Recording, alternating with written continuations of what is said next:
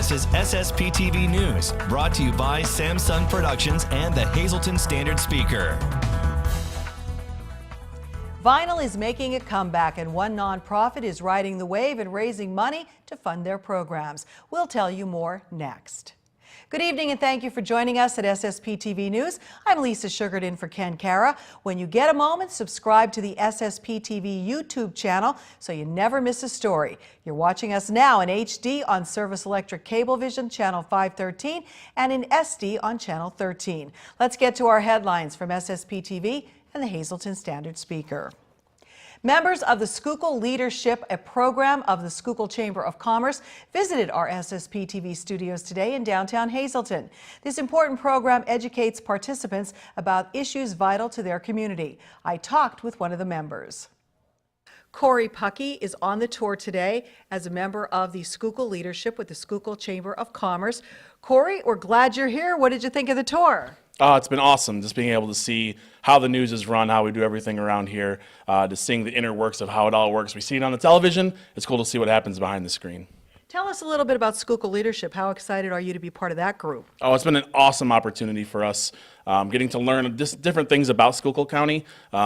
I'm not originally from the area, so being able to learn a lot of things that I didn't know before really helps with knowing the area, knowing the businesses we have in the area, and the opportunities we have for whether it's you got kids in the area or just as adults in general. And I'm going to get a little lighthearted here because I think you're trying to steal my job. You came, you sat down, you're pretty comfortable there with that teleprompter. You're pretty comfortable with all of this. Yes, the Schuylkill Leadership has really brought out a lot in me. They've taught me how to really step out of my shell and just be my own self. So it's been a really great opportunity. All right. Well, Corey Puckey coming to a television near you soon, maybe in place of me or Ken Cara. We're not sure yet. We'll let you know. To be continued. Special thanks to Corey and everyone at the Schuylkill Chamber and Schuylkill Leadership for making today's event possible. Well, could this site of the former Angela Park have new life? This is drone footage from earlier this year of the property that once housed the popular amusement park in Butler Township. Tonight, a Chester County man will go before the Butler Township Zoning Board to seek approval for the first phase of his plans. Adam Dodson would like to open a farmer's market on the property along Route 309 in Drums. He has a 10-year lease on the land. The first phase would include vendors in tents and food trucks. However, future plans would call for a skate park and a stage for a local battle of the bands. Tonight's meeting is at 7 p.m. The next step would involve going before the Township Planning Board in May. If both approve, the farmer's market could open as early as June. Well, the days of records and record players are making a comeback, and one organization hopes to capitalize on the renewed interest. We are here for our very first interview at the brand new home of Community Services for Sight, formerly located in downtown Hazleton, now located in Sugarloaf Township. I'm with the Executive Director, Lori Lissant. How do you like your new space? We really love it here. It's very small compared to what we had before, but it's cozy and it's home, and we're just really happy. There's just such a great positive energy here, so we're hoping that more people are able to get out to see us a little easier. And you know, it's really just a sunny, happy location, very community oriented here, which is really nice. And it's a smaller area, but yet brings so much with it. So we're excited. We want to tell people how to get here. So if we're going down 93, as if we were going towards Berwick, we would be turning left at Turkey Hill. I guess you explain better than I can where we're at. Well, no, you're right. If you're going towards Berwick, you would make the left at Turkey Hill, and then you'll see a big white building. It says Dr. Makuta on it, Peace of Mind Yoga, and Distinctive Nails Salon is here as well. But we're in the back. So we're kind of in the rear. You don't really see our office from the front, and unfortunately, now that winter has finally hopefully ended, we'll be getting a sign out front very soon so that people could find us a little easier. But we have our own private little driveway and parking area, so it's very nice because you pull right to our door and walk right on in. It's lovely. You have to come and check it out. And you have a fun event coming up already this weekend, and this is very unique. It is. It's Vinyl for Vision. And what we're doing is we're going to have a table or two out at the Laurel Mall, and we will be selling vinyl records. But vinyl is making a comeback, and Tom Novotny from Nova Digital Media, who does all of our access technology with our clients, he is a record enthusiast. So he went out and sought out all of these records for us. So we're hoping to offer these to the community and make some money for the organization as well. That sounds fun. Yes, I still have a record player, I admit it. And you're also getting ready for another big event. You're still in the planning stages, but you wanted to give everybody a heads up. Yes, coming up in June, we are going to have our run again. It's a 10K, 5K run and walk. It is a trail run and walk. We're also doing a bike ride and a dog walk along with it. It'll be held at Nescapec State Park, and we'll have some vendors and a lot of different things going on there. But as you said, we're still kind of just getting it ready. It's hard to believe that it'll be here before I know it. So we'll be moving on it pretty quick and get that information out. And they can always go to your website, I'm sure, your Facebook page for more information. Absolutely. We keep those updated as quickly as we can. So everything, once it's all sorted out, it'll all be out for everybody to see. All right, great things happening here at Community Services for Sight. Come check out their beautiful new location and see them at the mall this Saturday starting at 10 a.m. for Vinyl for Vision. And plus, we'll keep you posted on when the run and walk will be happening in June. Well, have you entered yet to win a $350 or $100 gift certificate in the Laurel Mall's Mother's Day giveaway? Drop off your mall sales receipt with a minimum purchase of $20 in the drop-off at Center Court. Include your name, address, phone number, and email. For an additional chance to win a $50 gift certificate, go to standardspeaker.com. The deadline to enter is May 8th. Well, still ahead, sports with Ken Cara, plus Kent Jackson is here with this week's outdoor feature.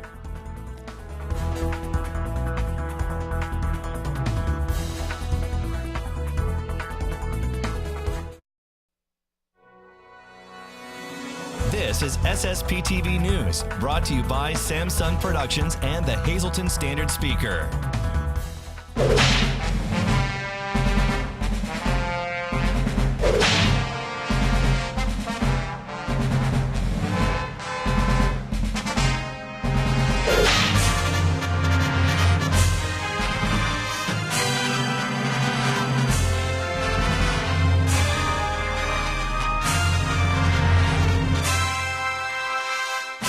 Where trash had lain on the ground a few days earlier, I noticed bags stuffed with garbage, a sign that volunteers had spent Earth Day weekend cleaning local roads, parks, and lots.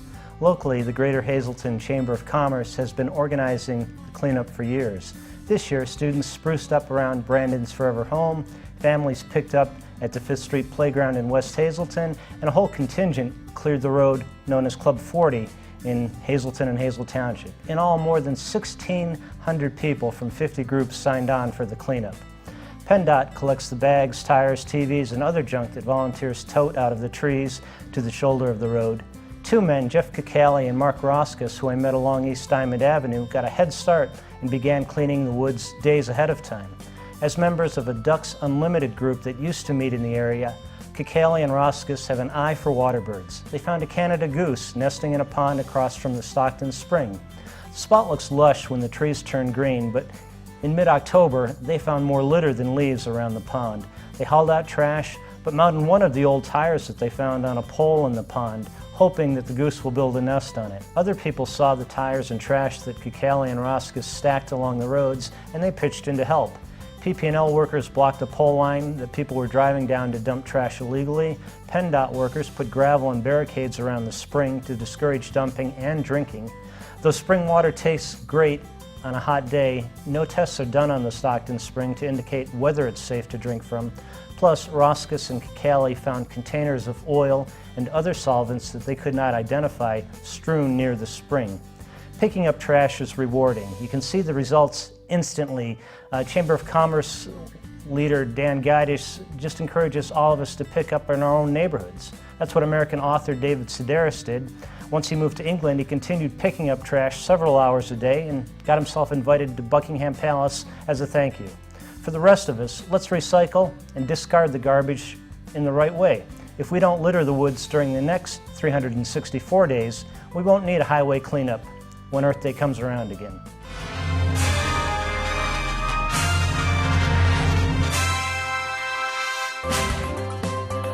Time now for weather on SSPTV News. And Kara got this beautiful shot today at Whispering Willows Park in Cunningham. Let's check out our weather forecast. Starting with tonight, a 90% chance of some rain. Our low around 46 degrees. New precipitation amounts between 1/2 and 3/4 of an inch possible. Moving on to the 4-day outlook. Wednesday, an 80% chance of rain, a high of 57 degrees. Chance of precipitation again 80%. Wednesday night rain likely before 11, then a chance of showers. Cloudy skies, low of 41. On Thursday, there's a slight chance of showers, mostly sunny with a high near 57 degrees. At night, partly cloudy with a low around 40. Partly sunny on Friday with temperatures near 60 degrees. Chance of showers Friday night, mostly cloudy, low of 41, and a chance of showers yet again on Saturday. Partly sunny with a high near 56, partly cloudy at night with a low of 37 degrees. If you hang out for just like 10 minutes on the corner of Wyoming and Green Streets here in downtown Hazleton, you'll experience a lot of different cultures. One thing that brings us all together is food, and whether it's something we want to celebrate or if there's a sad moment in our lives, food helps us get through it all. And we're going to learn more about all of this today at Frankie's Pizzeria and Restaurant. Once again with Lauren Sacco, one of the owners here at Frankie's Pizzeria and Restaurant. Lauren, outside I was talking about the importance of food and family, how it brings us together, and when something sad does happen, a loved one does pass away, you always feel like you want to do something. I mean, a hug is something, and a lot of people, and it does help, they want to buy food, and Frankie's offers that service with sympathy trays. You're going to talk about the different sizes, and you care so much because this is a nice family business. You said you even keep track, so you're not sending too many meatballs. Because explain that to me. I didn't realize that. Yes. When you're ordering food for people. Last year, right before, the day after Christmas, we lost my grandfather. So everybody in town was so good to us and so gracious, and we had an overwhelmingly amount of food to the point that it was like we didn't even know where to stick half the stuff. So it kind of taught me to step up my game a little bit here and pay better attention, because at one point we had 10 trays of chicken fingers coming from one place at one time. So I kind of brainstormed with my mom a little bit, and I said, as people call, we should be taking the family's name and keep a log of what we're sending. So if it's something tragic and people, the first thing they think is they want to send something, I would never send 10 trays of one thing. I'm going to say, okay, we already sent chicken. How about we send you a pasta? How about with a meatball? How about with a wrap tray? I could still stay within your budget of what you want to spend, but instead of just sending 10 trays of one thing, and also to a group that maybe the family only has 8 or 10 people. We've also even gone to the point where we've said, how about if the food is too overwhelming and we go to too many options, go to one house at a time, how about sending a gift card? So when the family goes back and it's just, the mother, the father, the kids, the immediate family, they can then call and get a hot, fresh meal delivered. They don't have to take it in the form of food that day. Because the other thing we think of too is an average household, how much could your normal refrigeration unit hold? And a lot of things that are sent in the time of grieving is something that needs to be kept hot or something that needs to be kept cold. So our cold pizza trays go over really well because they don't have to be refrigerated. Same thing with our stromboli trays. Chicken pastine soup by the gallon goes really well. We could accommodate any size that you're looking for. I brought a couple of these out to give you an idea of how big of a family we could feed, or we could feed down to a simple group of just 2. There really is no right or wrong way here with us, other than the fact of I would treat you and your money the same way I would want it to be treated if someone sent it to me. I value everybody is losing someone. You're on the outside at that point. So someone calls and it's like desperate and they want something good and hot and make sure it's over the top and perfect, and we can do that here for you. Is that a cool part of the job? You can help people like that. Like the food brings people joy. I mean, even Yes. in the Yes. When I see in the news or I read in the paper that a young person died or something happened tragically, those are the days that I hate to answer the phone, because you know what's going to be on the other end. There's all the people, good community here in the Hazleton area, people wanting to help people. And those are things you don't think of too when you're going through something stressful, the sizes, this and that. And I will tell you this, funny story to end this. Well, Allison, my wife's grandmother, passed away, and we got food from Frankie's. It's a very somber time, and I, of course, was near the food, and I opened up the tray, and the meatballs were gigantic, and I couldn't help it. Just this wide smile came across my face, and we all got a good laugh, and it was a nice moment getting through a hard time. So call Frankie's. They accommodate you in all your needs. We'll check back in here soon. Now, that segment was taped before they remodeled at Frankie's, so stop by and see their great new look. Now, how are you a winner? Let's check out the Pennsylvania Midday winning lottery numbers. For today, the pick 2 is 46, pick 3 298, pick 4 8528, and the pick 5 93786. Our wild number is 2. Sports coming up right after the break.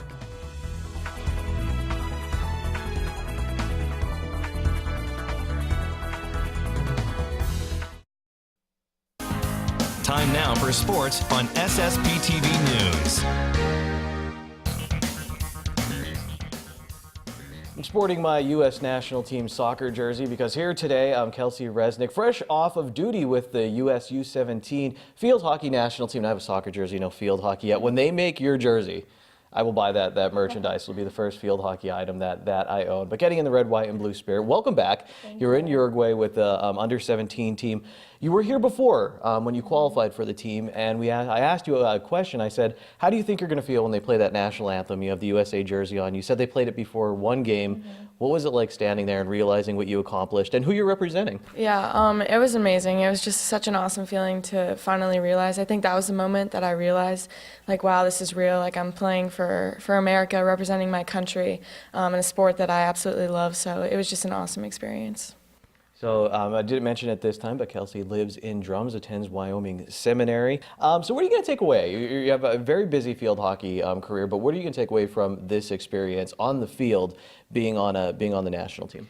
I think it helped me to realize just who I am as a player, and confidence-wise, realizing that I am a very good player. I have the skills to do it, and because confidence is something that I have struggled with for years now, and I think this trip has really helped me just to realize that I can do what I want to do if I work hard enough for it. I always said if I ever made it to any height of sports, professionally or to a national team, I'd love just to sit on the bench, be like that extra guy. I get the equipment, the jerseys. You made a difference while you were down there too. It seems. How did you evaluate how you played? You had 2 assists, helped start another goal, not just in scoring opportunities, but how do you think you did while you were down there? So I played center defender, which is something that I've never played in field hockey. You should play midfield. But I played very, very well. I held it down. We only let in 1 goal throughout the whole 4-game series, and with my other defenders, we did a really, really good job. So with those 2 assists as well, there was one play I read online as I was following the team. You made, I think, an interception, passed it upfield, and then there was one more pass made that went eventually to a goal. Do you remember that play? Can you take us through it a little bit? Yeah, actually. So their center back, she just kind of hit the ball straight down the middle of the field, and I stepped up on the center forward that was in front of me, and I passed it to the right, out to one of my right mids, and she hit it up to a forward, who then hit it into the goal. So. Now, when we had you in here, when you qualified for the team, what I didn't understand was you made the squad, but it was you guys were practicing on a practice tour around the United States. Then there was another cut made to decide who was going to go on this trip to South America. So what's that like, as you're happy you made the team, but knowing that there's another cut coming? Yeah, so when you make the team, obviously it's an amazing feeling, but with all these training camps that we did, they're still evaluating us. So the pressure's still a bit on, and we had 26 who were traveling with us, and they only took 18 to tour. So, I mean, it's still a lot of pressure, I guess, to be able to make that final cut and actually represent your country.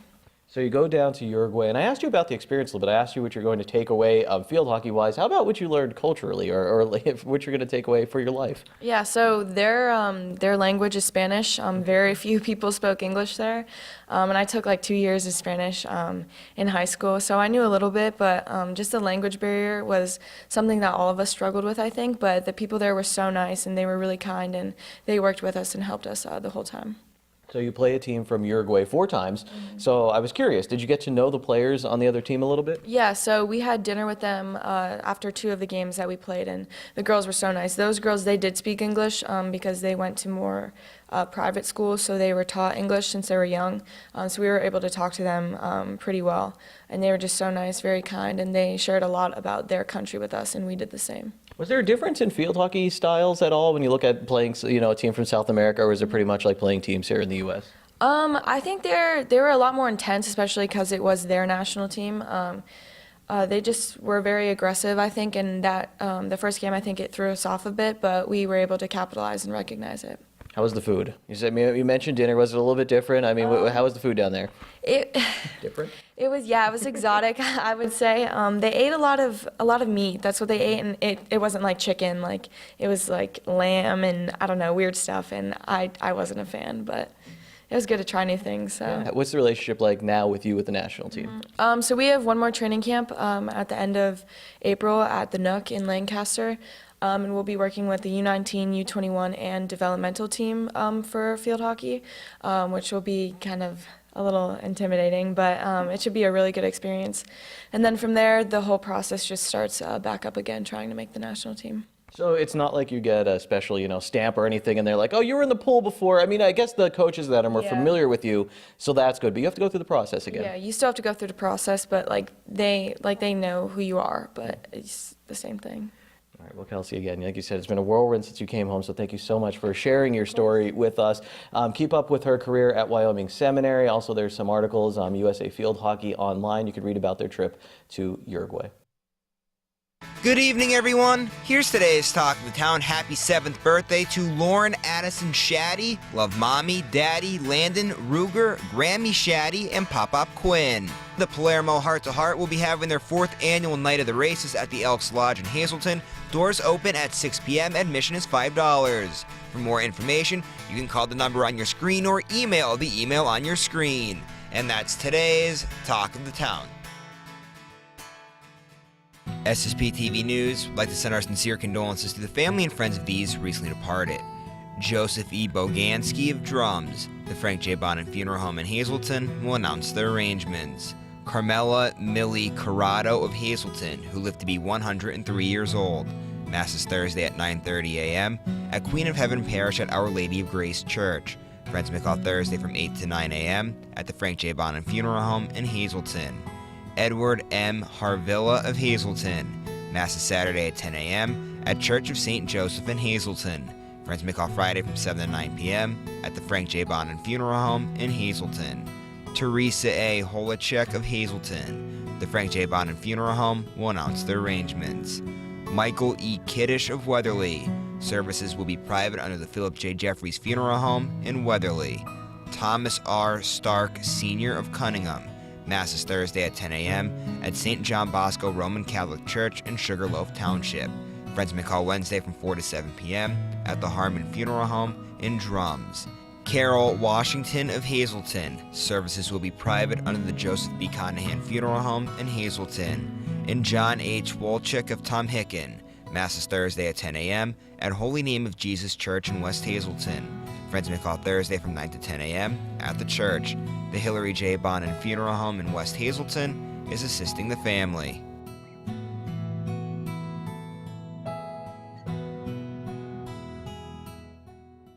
Attention pay-per-view subscribers! If you see your name now on SSPTV News, you can call in and win a free movie from Service Electric Cablevision. Today's winner is Catherine Dalton of Frackville. Call now and leave a message at 570-455-7267 extension 104 for your free movie.